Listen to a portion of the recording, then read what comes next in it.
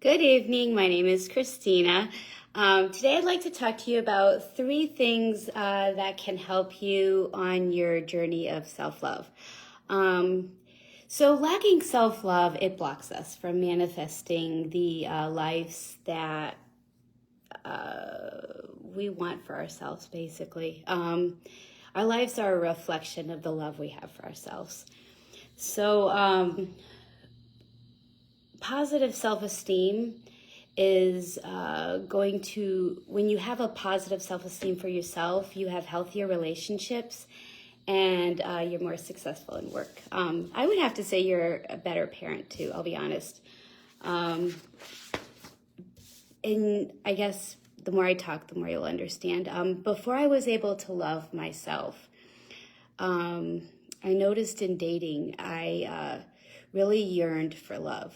I was looking for somebody else to, when you love yourself, but you only love yourself like a certain amount. So everybody has a different level that they love themselves.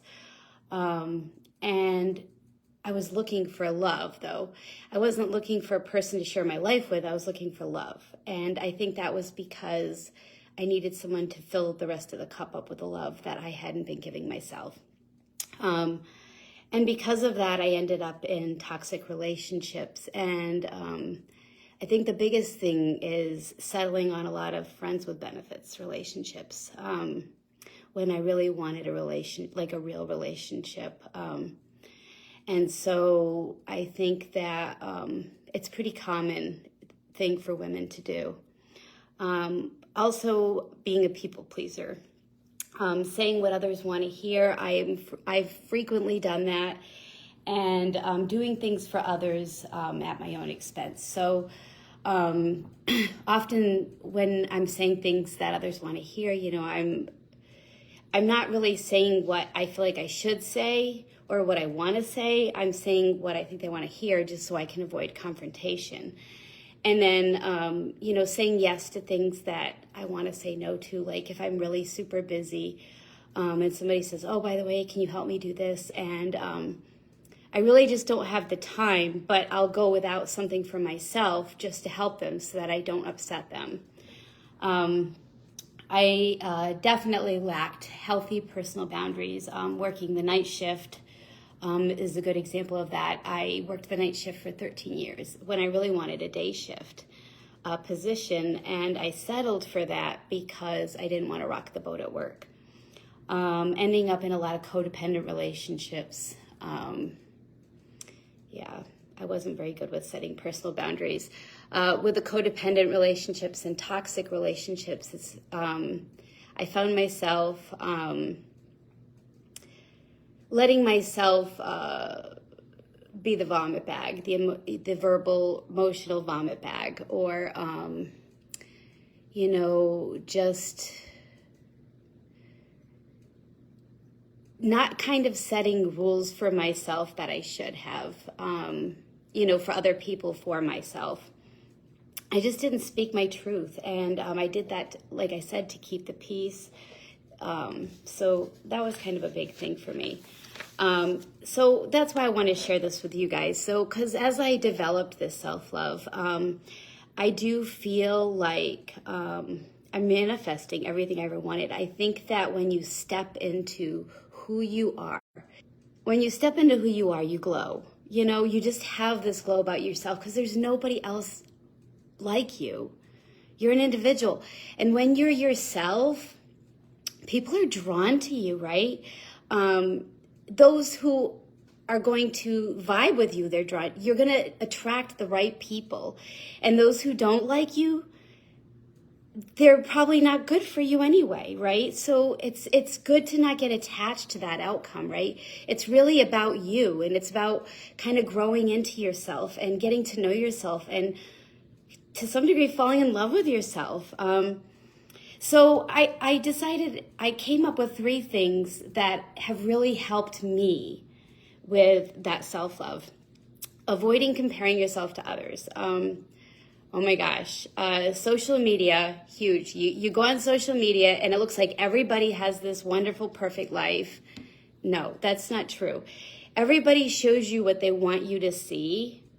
they're not really, a lot of times people aren't necessarily being vulnerable, or you're looking at other people and you're saying, oh shit, they got a bad life. I feel good about mine. Well, the thing is it's your journey. Your journey is unique to you. It doesn't matter what anyone's doing. So like if somebody's at a different level of maturity, of growth, whatever, if somebody's got a house and you don't, if somebody's homeless and you have a home, it doesn't make you necessarily better or worse. I do think that that's huge, especially for, I don't know, I know men and women both do this. And commercial, when you go on commercials, there's always a million things that you want and you think, well, I don't have that. And we think we have to have everything. And we're always just comparing ourselves to other people. And I think that that's a huge part of our unhappiness, Just be okay with your journey. Nobody's journey is like yours. Nobody's journey is like mine. So you just have to find that peace in your journey, where you're at and where you're going.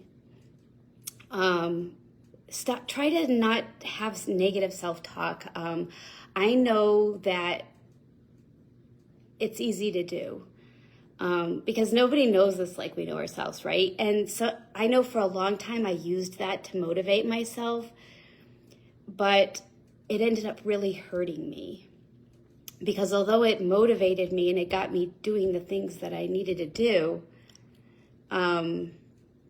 it wasn't in my benefit in the end. And a lot of my relationships weren't healthy. My career wasn't as healthy as it could be. And so just remember, perfection is an illusion. None of us will ever be perfect. All we can expect is that we'll be the best we can be, right? When you have a negative comment that you have for yourself, I know for me, I try to rebuke it with a positive comment. Let me just think of an example. I've never been able to grow my hair long, but I have really super curly hair. And, if I'm not going to have long, thick hair, I might as well have short, thin hair. I mean, at least my hair, if it's going to be short and it's going to be thin, at least it's curly. So you can't tell as much, right?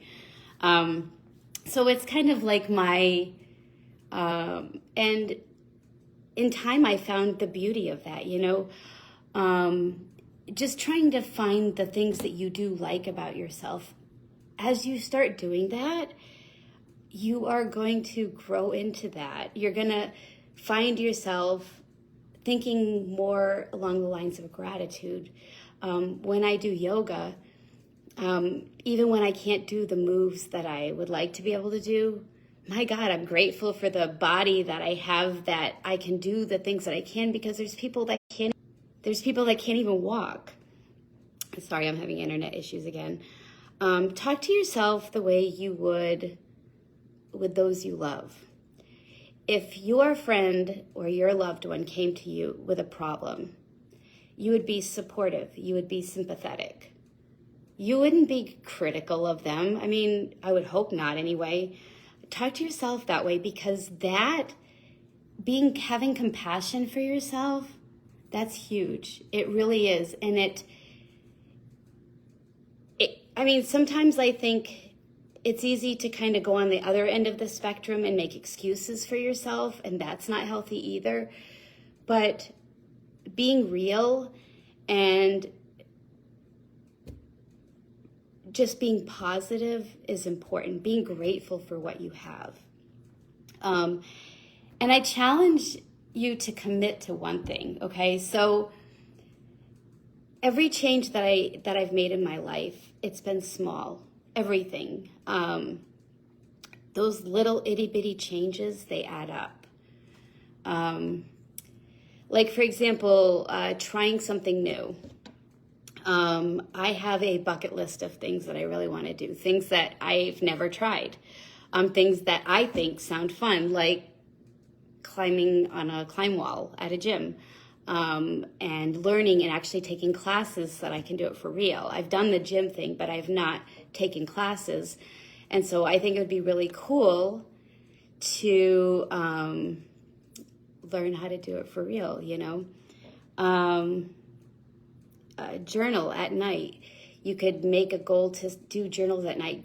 Journal's a good way to reflect on your thoughts.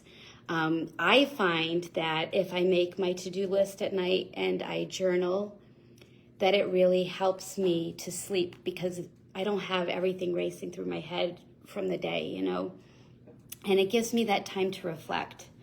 Let's see. Limit the excuses that block the commitment that you make. So it's easy if you're going to, like, for example, let's say you say, I'm not going to buy McDonald's more than once a week. But you're really running late one day and you're just like, oh my God, the family really needs to eat. I'm starving. So you decide you want to get McDonald's, right? I would leave space for those moments, but I would just try to limit it because just remember, like what I talked about yesterday, it really just kind of ruins that momentum of change. So try to limit it. And I know for me, if I'm somebody that falls off the wagon of that commitment enough times, I have a really hard time getting back on that commitment wagon.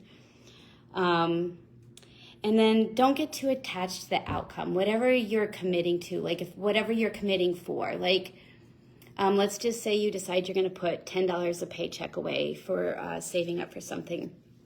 And you're doing this so that you can buy something, but it's very specific in what you want to buy or whatever. Don't get so attached to that because by the time you save up the money for that, you may not even want that anymore. It may not even be something you value.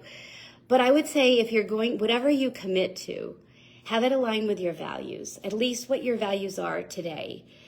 Otherwise, it's going to be really hard to make that commitment and make it small, okay? And the biggest thing I just want to say is we can take back our power. We have power with self-love. Please share your stories with me. I really want to hear them. And if this resonates with you, just like. Peace, love, and joy. Namaste.